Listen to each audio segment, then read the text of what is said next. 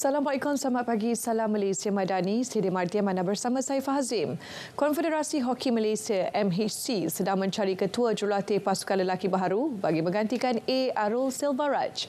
Kontrak jurulatih berusia 53 tahun itu ditamatkan selepas skuad Speedy Tigers menampilkan aksi hambar pada saingan kelayakan kesukan Olimpik 2024. Notis kekosongan jawatan itu akan diiklankan menerusi laman web rasmi MHC hari ini. Calon yang berminat mempunyai 7 hari untuk menghantar permohonan mereka. Pengerusi jawatan kuasa kejurulatihan MHC, Datuk Majid Manjid Abdullah berkata, ketua jurulatih baharu akan mengetuai kedua-dua pasukan senior dan remaja untuk kelayakan Olimpik seterusnya. Jelas beliau, ketua jurulatih baharu itu berkemungkinan besar memulakan tugas dalam tempoh sebulan selepas temuduga kerana mempunyai tugasan utama mempersiapkan Speedy Tigers. Ia bagi menghadapi saingan Piala Sultan Azlan Shah di Ipoh, Perak pada 4 hingga 11 Mei depan, diikuti Piala Negara-Negara FIH pada 31 Mei hingga 9 Jun di Poland. Jago berbasikal trek negara Datuk Azizul Hasni Awang mengakui mengambil risiko besar dengan menyertai kejohanan Piala Negara-Negara Kesatuan Berbasikal Antarabangsa UCI pada Ahad. Ini selepas beliau disahkan mengalami perikarditis atau radang jantung 2 minggu sebelum kejohanan. Menurut juara dunia Kirin 2017 itu, keputusan untuk berlumba di Adelaide, Australia adalah tindakan tidak masuk akal kerana pihak hospital sudah menasihatkan beliau agar berehat dalam tempoh ditetapkan. Pelumba yang terkenal dengan gelaran The Pocket Rocketman itu juga tidak menyangka mampu meraih pingat emas acara Kirin dan mara ke separuh akhir acara pecut.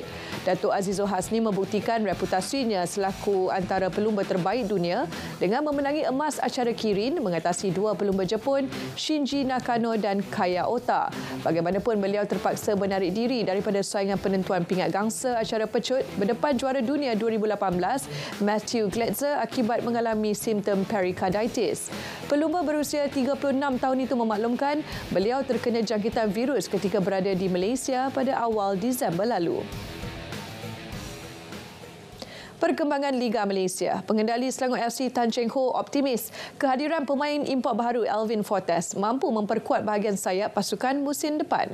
Bekas jurulatih skuad kebangsaan itu juga percaya Fortes dapat membantu menambah sengat pasukan itu dalam saingan Liga Juara-Juara Asia 2 ACL 2.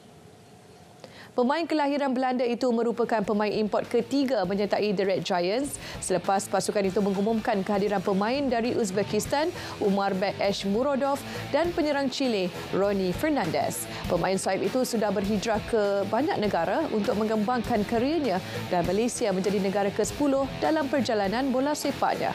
Sementara itu, Fortes mengakui Selangor sebagai pasukan terbaik untuk terus beraksi pada tahap kompetitif. Perkembangan Liga Hoki Malaysia MHL 2024. Pasukan QNet Phoenix meraih kemenangan kedua selepas membelasah Mutiara Impian 6-0 sekaligus berjaya membawa pulang 3 mata penuh. Skuad bimbingan jurulatih Siti Rahmah Othman mendominasi permainan sejak awal perlawanan pada aksi yang berlangsung di Stadium Hoki Nasional Bukit Jalil. QNet berjaya membuka tirai jaringan seawal minit ke-10 hasil gol padang Aina Zaifa Othman sebelum jaringan kedua muncul pada minit ke-28 menerusi pukulan sudut penalti yang disempurnakan Ilya Amanda Ilyas. Bersambung suku kedua, Suraya Dania Rahim menghadiahkan jaringan ketiga menerusi gol padang pada minit ke-34.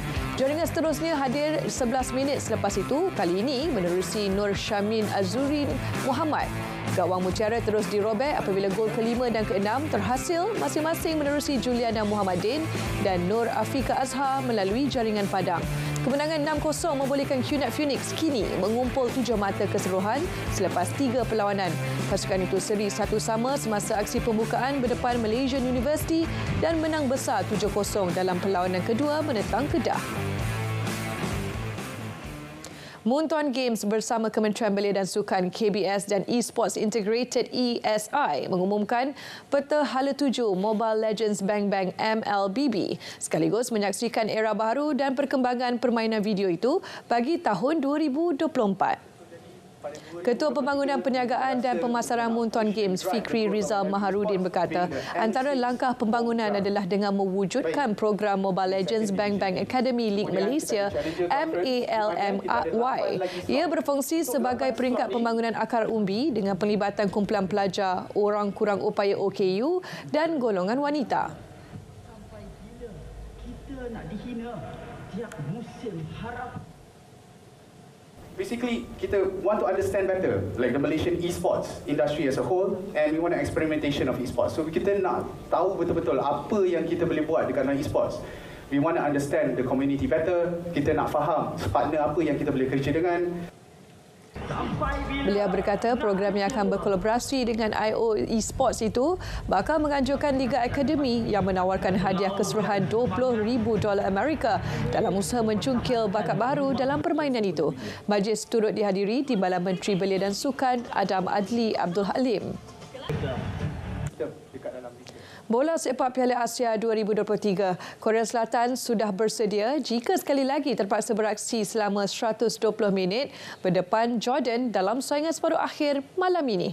Pengendalinya, Jurgen Klinsmann berkata, mental dan stamina anak buahnya masih berada pada tahap terbaik meskipun terpaksa mengerah keringat menundukkan Australia pada aksi suku akhir minggu lalu.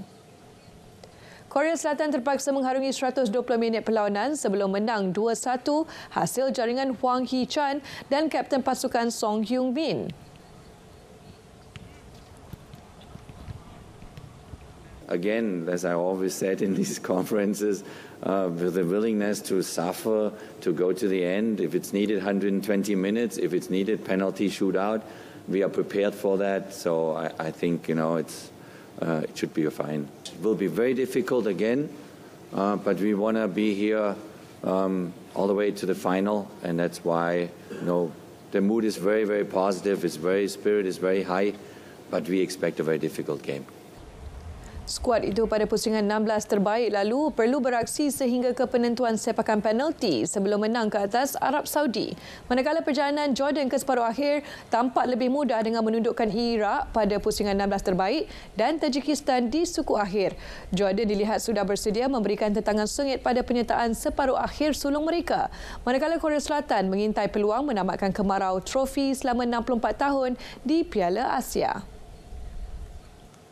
Bola sepak luar negara. Harapan peminat di Hong Kong untuk menyaksikan kelincahan pemain terbaik dunia 2023 Lionel Messi berkecai. Ini selepas bintang Argentina itu hanya memanaskan bangku simpanan ketika aksi persahabatan antara Inter Miami dan skuad pilihan Hong Kong. Pada pertemuan yang dibanjiri puluhan ribu penyokong itu, Inter berjaya membenam skuad pilihan Hong Kong 4-1. Menurut laporan, Messi direhatkan kerana masalah kecederaan hamstring ketika pasukannya tumpas 0-6 kepada Al Nassr sebelum ini. Seorang lagi bintang Inter, Luis Suarez, turut tidak diturunkan. Peluang ini amat dinantikan peminat bola sepak di Hong Kong apabila tiket habis dijual pada Disember. Inter selepas ini akan ke Tokyo, Jepun untuk jelajah pramusim menentang juara Liga Utama Jepun Vissel Kobe pada Rabu. Sementara itu, pihak penganjur perlawanan membatalkan permohonan untuk mendapatkan dana kerajaan. Menurut Ketua Pegawai Eksekutif Tatler Asia, permohonan untuk pembiayaan bernilai $16 juta Hong Kong telah ditarik balik selepas Messi dan Luis Suarez tidak diturunkan. Ketiadaan kedua-dua pemain pemengaruh itu sekaligus mengundang kritikan semua peminat yang hadir di stadium. Sebelum ini dilaporkan kira-kira 40,000 peminat menghadiri sesi latihan kelab dimiliki legenda Manchester United David Beckham itu pada Ahad. Sekian Stadium RTM dari Sungai ke Segara, Palestin pasti merdeka. Saya Fazim, salam Malaysia Madani, salam sukan untuk semua.